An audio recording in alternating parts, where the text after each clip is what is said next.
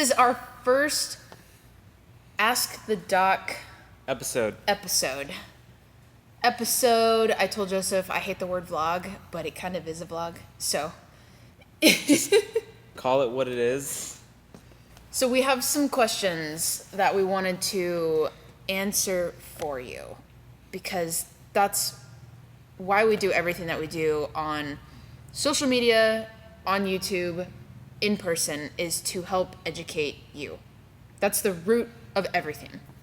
Like, we're not doing it to like make more money. Well, kind of, but Sorry, yes, to spoil every surprise, the end result is to make money. But if we can help a lot of people while doing that, that's my goal. I need to eat, people, and I need to pay my bills. yes. But I want to help you as much as I can. So, and if you say you don't care about money, then you shouldn't have a nice phone and be watching this YouTube. Before we get started, if you recognize, or if you look at the background, we are legit in our quote-unquote office. Yeah, work mode. Hopefully soon it won't be like that. We're going to have something much better, and I'm excited what I thought about that. I was like, where are we going to do this in the new space? In the new office. In the new office. We'll see. August-ish. Okay, let's get started. So, very first question that we get, probably the most common question that we get is, how can I help my low back pain? Okay. Personally, and not like how can Dr. Joseph, well, two parts. How can I help myself, and how can Dr. Joseph help my low back pain? All right, well, part one, how can you help your low back pain? The simple, stupid answer is fix your posture. I tell my, yeah, I know, I'm bad about it too, I have but terrible posture. I tell my patients all the time, you don't come to me for something that happened then, most of the time. You come to me for something that's been building up, and one day it snaps and you can't move, you can't sit very well, you have a spasm in your back. So a lot of it is, if you're a weightlifter, then it's making sure you're lifting correctly with the right form and being coached through it if you don't know what you're doing. If you're an office worker, sitting with a lumbar support, moving from time to time. Also, if you're an office worker and a weightlifter, so let's think about it. And this is one of the things that pisses me off. You sit all day, then Hunched over on a computer, probably. then you get out of work, and then you go do, whether it's CrossFit, whether it's all these F45, anything where your body is doing the exact opposite of what you've been doing all day. Well, if you don't have a proper warm-up, if you don't have a proper way of stretching or cool down, something's going to give. So what I would say is just fix your posture or your daily activities. What I can do for your back pain, well, there are a lot of things I can do for your back pain. It also depends on what type. And if you're the type of person who thinks, why should I have to pay him to tell me that I have back pain, then for me, it's figuring out what type of back pain. So, which there are different kinds, and yeah, I have experienced two different types, and they are vastly different. Yeah. Like a shooting disc pain issue, like you're just like immobile. Yeah, that'll bring a grown man to his knees and make him cry. We have people almost crawl in here or have to like waddle in here. Yeah. And if you've had the pain, you know what it's like. You felt it before. That is treated one way compared to if you just have a tight back. That's treated a completely different way. And why people pay me is because I can figure out the difference between the two, and I can teach you what to do. One of our next videos we want to do and bring to you guys is a low back, essentially, protocol, like Dr. Joseph Urea's SCP low back protocol. Correct. And it will be super in depth, but it involves learning how to just like control your posture and self-massage and some stretches. But in the meantime, before we post that video, you can access literally all the videos we've ever posted on Instagram and Facebook at SCPFit is our username. If you're not already following us, please do that. We post All the time. All the time. At least once a day. We generally do topic videos. I hired topic of the week. someone Literally, specifically that is my job. to post all the time. So if you haven't already or if you're not already following us, follow us on Facebook and Instagram. Next question: is popping your knuckles bad for you?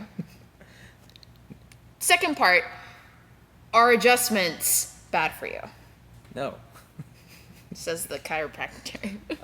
No, popping your knuckles is not bad for you. It's not going to cause arthritis, make your knuckles bigger. Adjustments, no, they're not bad for you because that's what we do here. Debunk that. So people are generally scared of adjustments. Why? Because media will blow up anything. If a chiropractor screws up and hurts someone, it's all over the news. If a medical doctor screws up and hurts someone, it's a Tuesday. So the thing is, as you know, as a society, we like things that are shocking. Chiropractor adjusts a person's neck and causes a stroke. Like, no, that's not what happens, but that's what people see and that's what they hear. As a society, we're influenced by popular media. So if on Snapchat you see that model dies because chiropractor got adjusted, well then you're gonna believe getting adjusted is gonna be bad for you. Or like a kung fu movie or something like that, where like some guy like completely torques his, and kills the person. That doesn't happen. It doesn't happen. Adjustments are not bad for you. What I tell people, for me, adjustments, it puts the joint back, range of motion back into the joint. So in our spine, we have all these little joints called facet joints, and they don't always move the way they should. So an adjustment, the popping, puts the movement back in the joint. So, go. Third question. Best hip flexor. You said you didn't want to see the questions. That's not your third question. It's not in order. Okay. Best hip flexor stretch that you know. That's hard to do on a video.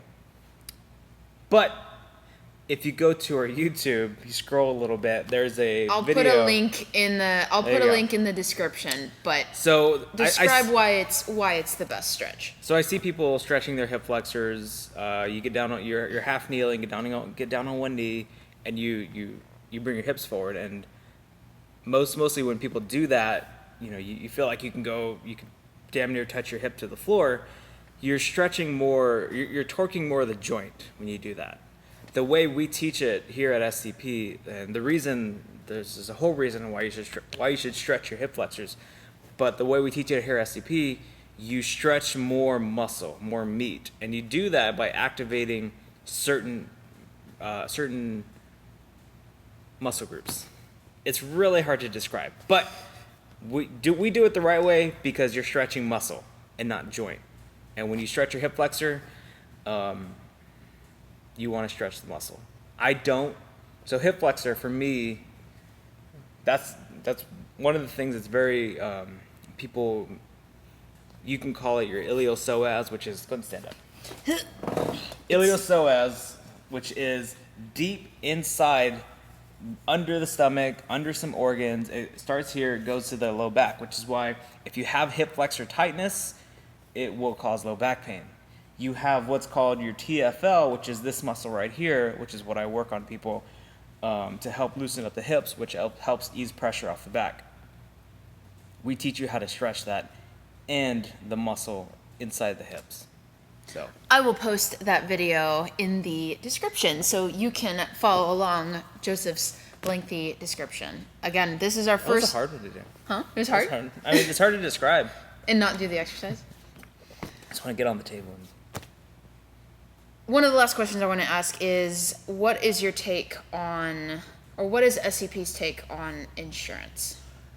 We don't take it. Why? Okay. It's a good last question. I know, it was second to last. I have one more. One more surprise question. So insurance, and I have nothing against insurance companies. I just choose not to take them as a form of payment because of financial reasons. Financial reasons. So, and I don't know how it was back in the day, 20 years ago, 30 years ago. From what I've heard, insurance companies would pay chiropractors whatever they billed. Now, that's not the case. As a chiropractor, and again, this is from what I hear, you have to kind of pull tooth and nail just to get paid. You have to appeal. You have to hire someone else just to deal with him. A billing person. Yeah, a billing person, which is very common in a hospital, in a physical therapy clinic, and in chiropractic Medical, clinics who take insurance. I don't have to do that. I get to work with a patient. We have our prices are online. We don't hide anything. I'm a huge believer in making business easy to do. So if you get hurt, guess what? You call me, you text us, you Facebook message, Instagram message. We'll get back to you and we'll get you scheduled. It's that simple. In a traditional chiropractic clinic, you would have to call, send the insurance information, Get it verified. Again, and this is what I tell people. I don't 100% know the processes. Like, I don't know how to do it. It's lengthy, but you had it right. And then you know, after you're verified, you know, the person will call you back and say, hey, it's going to be this much. And sometimes your insurance, you know, some people's insurance doesn't, it will only pay for a certain amount of visits. Yeah. The chiropractor can only do X, Y, and Z, or not get paid. It's just, So what we do here is we will give you a patient what's called their super bill.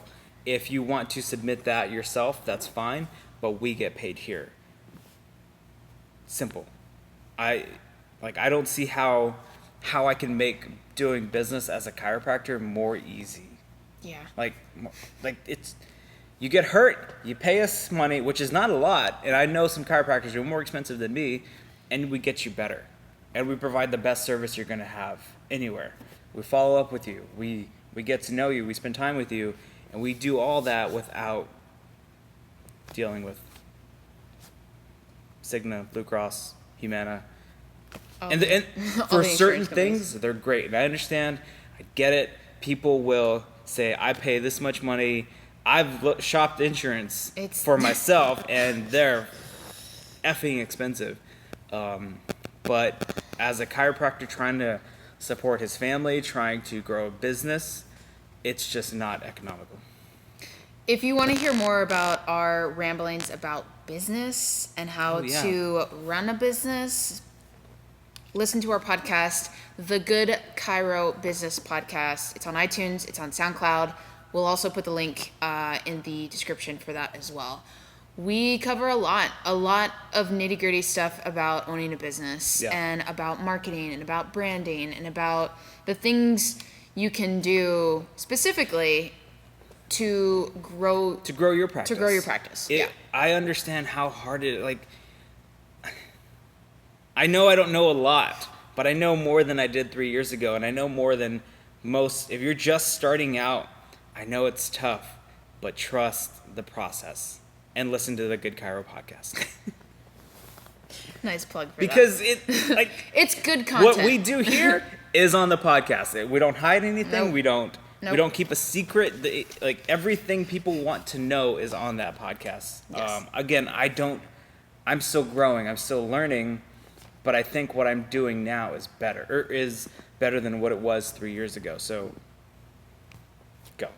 Listen, I forgot. We didn't really super introduce myself, but for all the new users who are going to be watching this video later on, this is Dr. Joseph. He owns Sports Chiropractic Performance. My name is Ashley. I am the brand awareness manager here at SCP.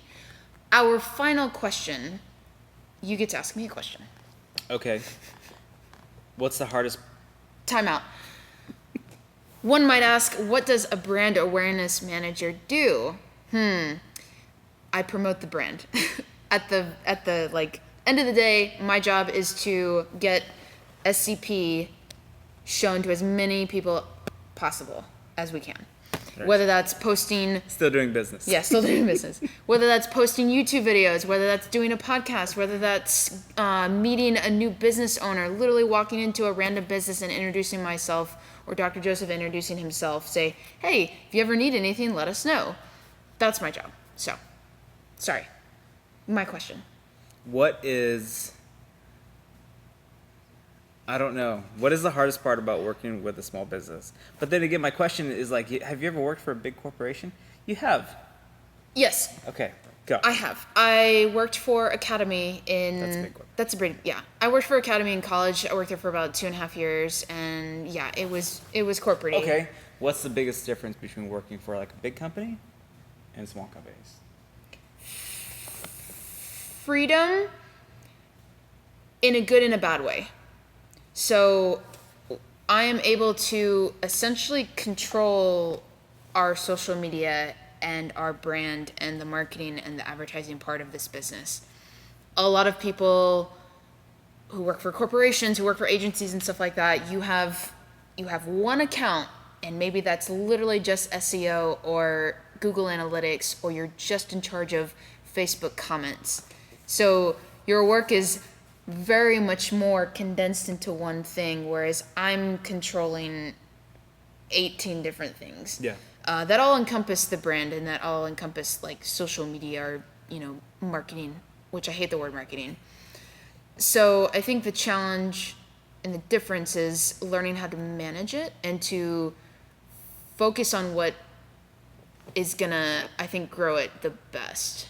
It's not really best phrasing, but focus on the things that I'm really good at, and have Joseph fill in or have other people fill in as needed. So time management, because usually like you have someone who's just like, you have a team, or Yeah. I'm focused on just YouTube videos or something, or just keywords on Google. So Cool. that was fun.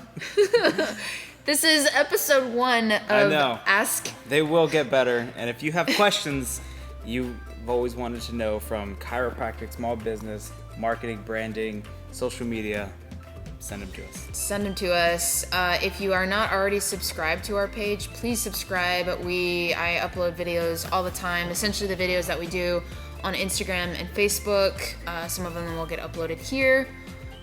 Topics from low back pain to rotator cuff to neck pain to foot pain, and then just random videos too. We have Frisbee Friday. Has not been around for a while, but we like to have fun too. We're busy. Busy trying to run a business. So, All right, y'all. Until next time.